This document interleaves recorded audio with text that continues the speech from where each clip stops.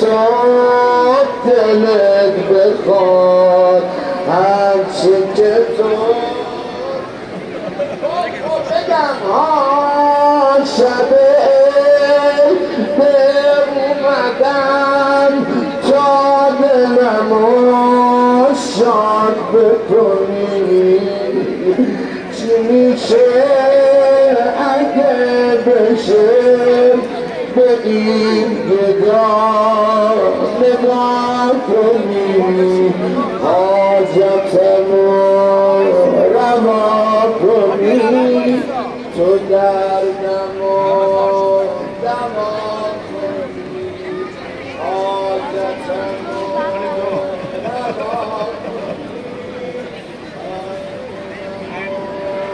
دوا کنی زینب کبرا خوش آمدی خوش آمدی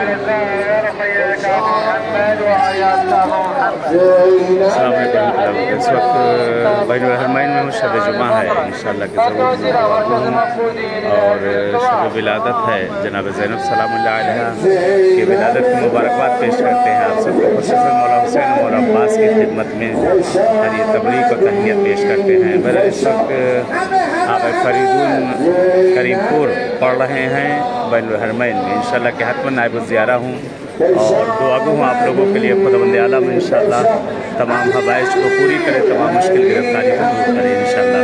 दुआ में याद रखिएगा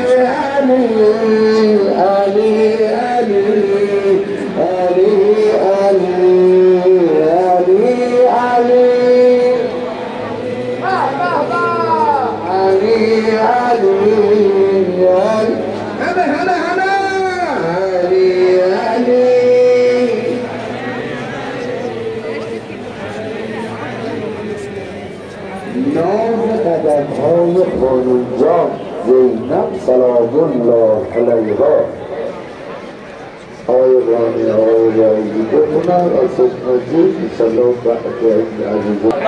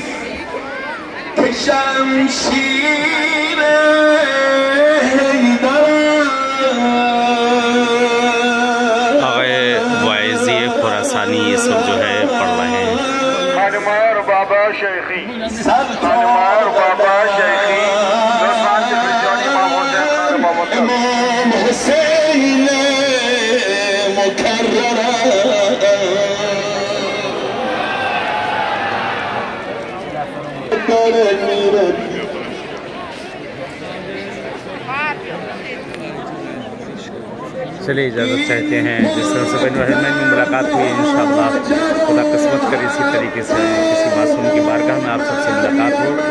अपनी दुआ में फ़कीर को भी याद रखेगा इंशाअल्लाह और मैं भी दुआ को नायब ज़ियारा हूँ आप सबकी तरफ से। इल्तिमास से दुआ। अस्सलामु अलैकुम व रहमतुल्लाहि व बरकातुहू।